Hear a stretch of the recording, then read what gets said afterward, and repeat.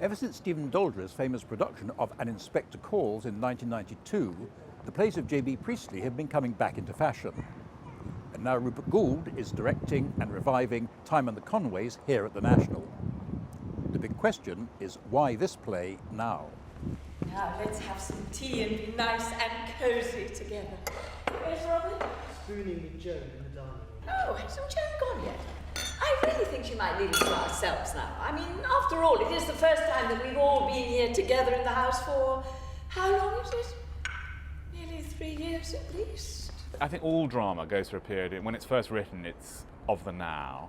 Then there's a period immediately afterwards when it's reappraised, maybe 10 years later, and people say, was it as good as we thought it was, or maybe it was better than we thought it was.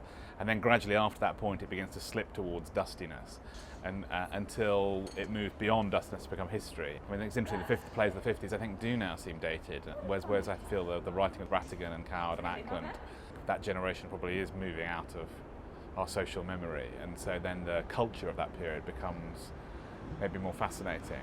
You know, Alan said that some of the men he knew who were killed in the trenches seemed to know sometimes that they were going to be killed. As if a kind of shadow fell over them, just as if now and then we could see round the corner into the future. I play a character called Kay Conway. It's about a family. We first of all meet my character on her 21st birthday. We then see her when she's having a sort of a bit of a midlife crisis, age 40, and not very happy with her life. So there's a big contrast between sort of youthful idealism. She wants to be a writer. She's very, full of inspiration and discovering her identity and who she is, and has lots of hopes. And then we see a very, very disappointed and bitter woman. It's very painful, actually. The play is a strongly built family drama that deals with the non-linear nature of time and disappointed hopes.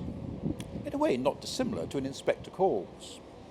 And when I met up with Stephen Daldry, I asked him about Priestley's preoccupation with society's lost dreams. I find it a very moving play, Time of the Conways. I think it's startling how he manages to put these people into this sort of the hopes and dreams and aspirations, the utopian dreams that were meant to be there at the end of the First World War being dashed. And I think at the beginning, if you like, of the new era after the Second World War, again Priestley's saying, let's not return back to the disappointments of the between the war period. It's informed with this strong faith and belief in a socialist future.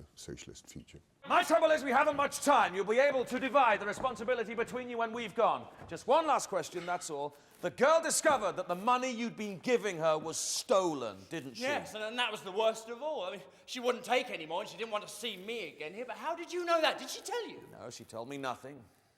I never spoke to her. Priestley was fascinated with theories of time, and both Time and the Conways, of course, and Inspector Calls are both of those time plays. The idea that time is rather than just a straightforward continuum, but actually coexists in different times, and that your past, your present, and your future can all exist at the same time, was a very key element to try to release, if you like, Inspector Calls from the naturalistic confines that have been portrayed within the British theatre since the Second World War. He himself described himself as a non-naturalistic writer. He always perceived himself as being a radical playwright, exploring form as well as content in a new and experimental way.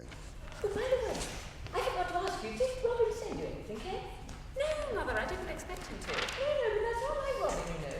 He's the most generous boy. I still think there's more in Killed. Yeah. When you talk about, when they were, what's it like? It is interesting to work with a director who, when you've done it and you do a run or something, and then he'll just sit down, his first thing is, well, what do you think? How do you think it went? And he'll ask people. And also, if there's a problem, he's terrific. He'll say, I don't know about this bit. I mean, what do you think? What do you think we can do? And he will listen to everyone's input and often act on it too. Every year that's gone by, we have to write a letter in character to another character. And they get posted and they go to our home addresses. So you get back at the end of your day's work and you've got these letters to a fictional character. But it's lovely. I mean, it really makes you think about how you feel about someone. What are the type of things you'd have shared with them? What are the type of things you'd have kept? Rupert Goold is a high-concept director who did a sensational Macbeth with Patrick Stewart. But will this production, which marks his debut at the National Theatre, be in the same vein? We've just tried to make it feel like we were observing this family rather than selling something to the audience. Sometimes as a director you're damned if you do and damned if you don't, because it's not as monkeyed around with as some of the things I've done, and all the better for it, I'm sure.